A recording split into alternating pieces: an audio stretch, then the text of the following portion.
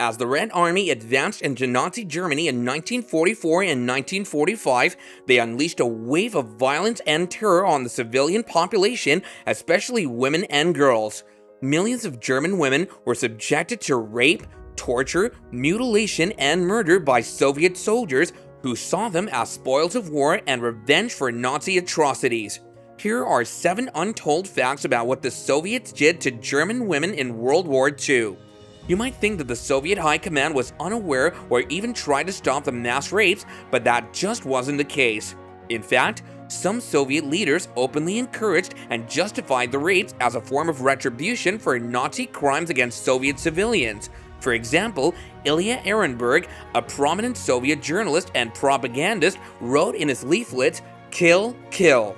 In the German race, there is nothing but evil, not one among the living, not one among the yet unborn, but is evil. Break the racial pride of these German women. Take them as your lawful booty. Kill." Joseph Stalin, the supreme leader of the Soviet Union, also denied the complaints about the rapes, saying, "We lecture our soldiers too much. Let them have their initiative." When he was told that some German women had committed suicide after being raped, he reportedly said, "Frau komm." This means woman come in German, and it was a common phrase used by Soviet soldiers to summon their victims. According to historian Anthony Beevor, whose books were banned in 2015 from some Russian schools and colleges, NKVD, or the Soviet secret police files, have revealed that the leadership knew what was happening but did little to stop it. Stalin himself dismissed the complaints of German women as propaganda and joked that a soldier who has crossed thousands of kilometers through blood and fire will not be stopped by some German women. Some Soviet soldiers tried to prevent or punish the rapes, but they were often ignored or overruled by their superiors. Although most of the rapes occurred in Germany, they weren't limited to that country. Soviet troops also raped women in other countries that they occupied or liberated during the war, such as Poland, Hungary, Romania, Czechoslovakia, Yugoslavia, and Austria. Some estimates suggest that up to 100,000 women were raped in Hungary, 50,000 in Romania, and 10,000 in Poland. Even women who were allies or sympathizers of the Soviet Union were not spared. For example, many Polish and Jewish women who had fought in the resistance and survived the Holocaust were also raped by the Soviet soldiers. Some historians have argued that the rapes were random or spontaneous acts of violence by individual soldiers who were drunk or out of control.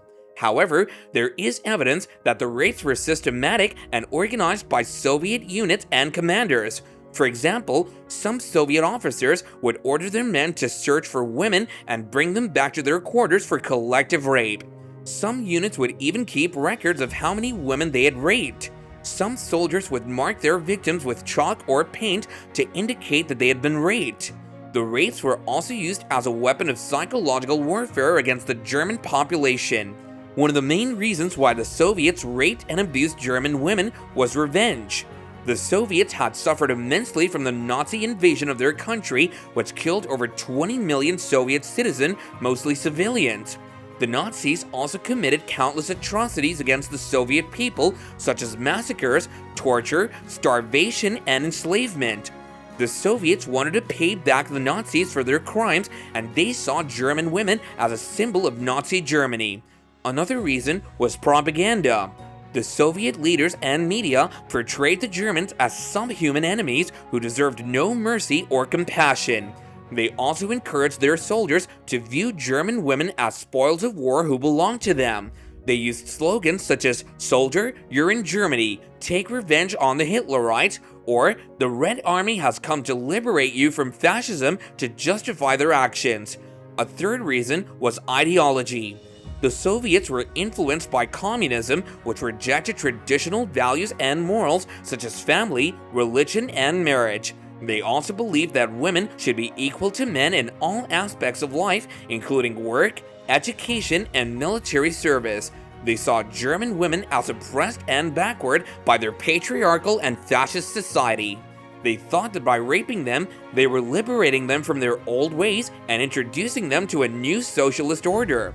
The exact number of German women and girls raped by Soviet troops during the war and occupation is uncertain, but historians estimate their numbers were likely in the hundreds of thousands and possibly as many as 2 million.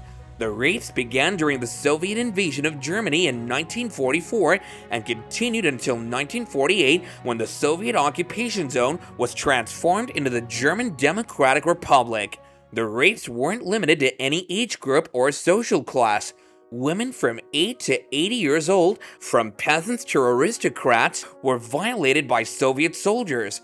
The rapes were often brutal, violent, and repeated, sometimes resulting in death or mutilation. According to a study by German historian Miriam Gebhardt, about 240,000 women died as a direct or indirect consequence of the rapes. Many of them committed suicide or died from venereal diseases, infections, hemorrhages, or abortions. Some were killed by their own husbands or relatives who considered them dishonored or tainted. Others were murdered by Soviet soldiers who wanted to eliminate witnesses or cover up their crimes. The death toll also includes thousands of children who were born as a result of rape and either abandoned, killed, or starved to death. Not all German women were passive victims of rape. Some resisted or fought back against their attackers. Some women barricaded themselves in their homes or hid in cellars or attics. Some women armed themselves with knives, scissors, or guns and stabbed, shot, or wounded their assailants. Some women joined forces with other women or men and formed self-defense groups or militias. Some women even managed to escape or kill their rapists and survive. However, these acts of resistance were often futile or counterproductive as they provoked more violence and retaliation from the Soviet soldiers. Some of these women were inspired by their patriotism, religion, or morality. They felt that they had to defend their honor, dignity, or faith against the Soviet invaders. Some of them were also motivated by their love, loyalty, or responsibility for their families, friends, or neighbors. They wanted to protect themselves and their loved ones from harm or humiliation.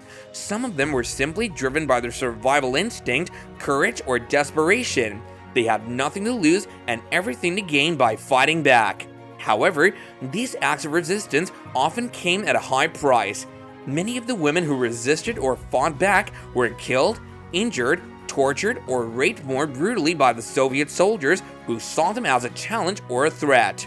Some of them were also betrayed, denounced, or abandoned by their fellow Germans who feared the Soviet reprisals or wanted to avoid trouble. Some of them were even punished by their own authorities who accused them of collaborating with the enemy or inciting violence. These are some of the untold facts about the mass rape of German women by Soviet troops during World War II. This topic isn't easy to talk about, but it's important to remember and acknowledge the suffering and courage of these women who endured one of the worst crimes against humanity in history. Thank you all for watching this video, and don't forget to leave a comment down below and let us know what you thought about this topic. See you next time, and bye for now.